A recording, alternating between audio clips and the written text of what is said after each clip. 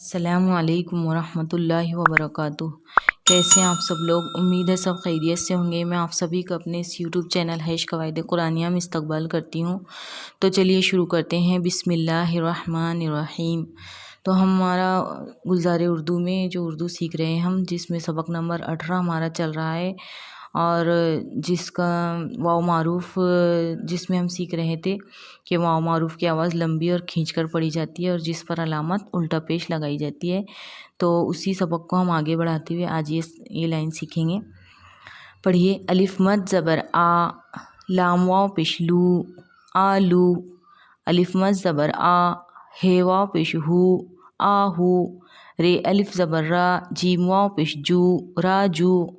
बे अलिफ ज़बर बा, बे वाव पेश बू, बाबू। लाम अलिफ ज़बर ला, लाम वाव पेश लू, लालू। काफ अलिफ ज़बर का, लाम वाव पेश लू, कालू।